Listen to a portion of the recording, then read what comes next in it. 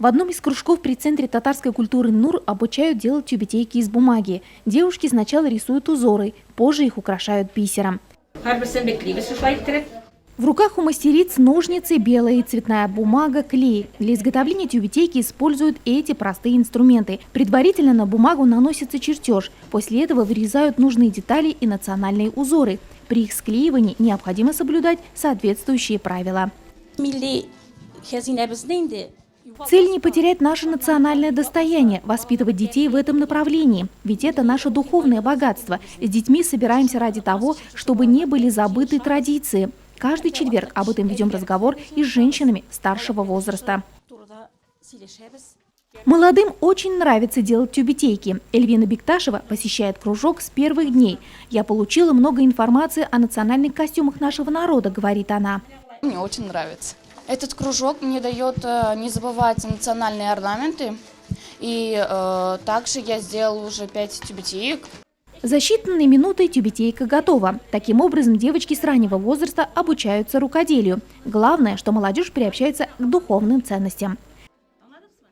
В музее Аксумлинского дома культуры можно увидеть ковер с вековой историей. Собирать экспонаты сотрудники клуба начали не так давно. Хотя их и немного, но все они имеют историческую ценность. Мы были очень рады, когда ее дочка Пайдуганова Зинаида нам отдала. Такова история ковра, вышитого 100 лет тому назад. Автора Марии Митрофановой уже нет в живых, но в деревне проживает ее дочь. Раньше же все они делали вручную. И вышивали, и вот этот вот он вышитый ковер.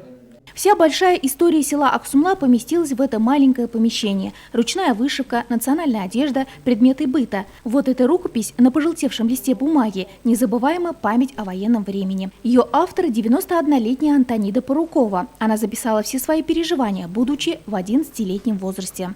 Вот этот станок моей бабушки. Елена Ильмухина подарила оставшийся от бабушки предельный станок. Это история наших бабушек, дедушек, история нашей деревни. Люди с удовольствием, даже с радостью нам вот это отдавали. Они рады были, что вот это все у нас будет здесь храниться. Собирать экспонаты сотрудники Дома культуры начали не так давно. Планируют расставить их согласно всем требованиям. Главное, что через эти бесценные реликвии изучается история села и передается подрастающему поколению. В Нурлатском районе 9 чувашских коллективов. Народный ансамбль «Шульгиме» при Егоркинском доме культуры знают не только в районе, но и в республике. В этом году исполняется 37 лет со дня его основания. В год разных языков и народного единства коллектив возрождает старинные чувашские народные песни.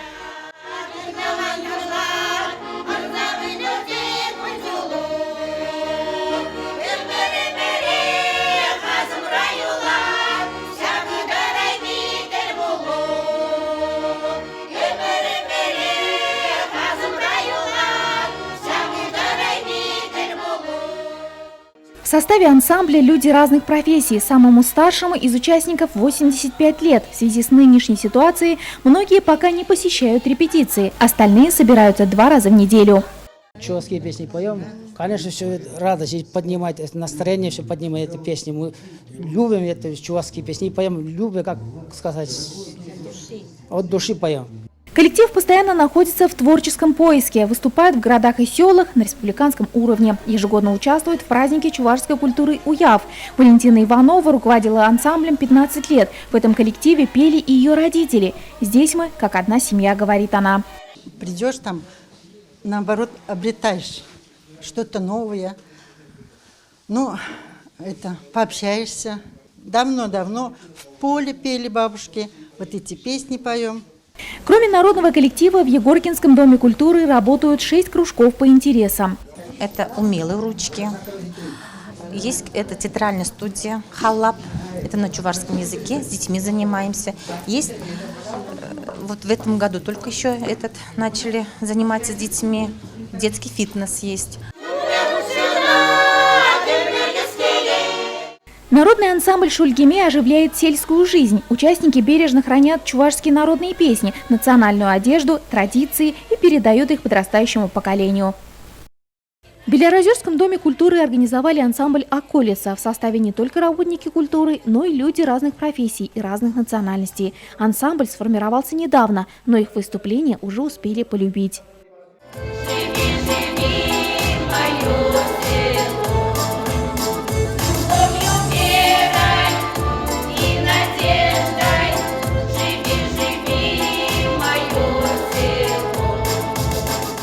Такими задорными песнями участники ансамбля еще больше оживили культурную жизнь села. Собрал нас всех режиссер Николай Александр Анатольевич. Каждый вечер идем как на работу, спешат девочки и репетируем. И в легком платочке. 2 раза в неделю репетиции, работа над репертуаром, возрождают старые русские народные песни, также разучивают и чувашские. Мы хотим петь, и песни наши, они вот именно посвящены родине, деревне, селу. И вот нас слушают, мы знаем, что нас слушают, мы любим петь эти песни. И вот мы по национальности чувашки, и вот мы любим чувашские песни.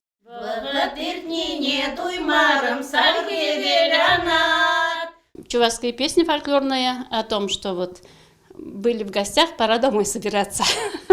Пока ансамбль выступает без современной аппаратуры, главное велико желание петь. Кроме ансамбля «Околица», в Доме культуры работают и кружки. Они для взрослых и для детей. Сотрудники клуба обучают их рукоделию. Вместе делают куклы в народных костюмах. В деревне Белярозеро живут в мире и согласии люди разных национальностей. Все их песни пронизаны любовью к родной земле. Народные мотивы продолжают жить и передаваться из поколения в поколение, в основном в сельской местности. И в свою очередь питают живительную реку села.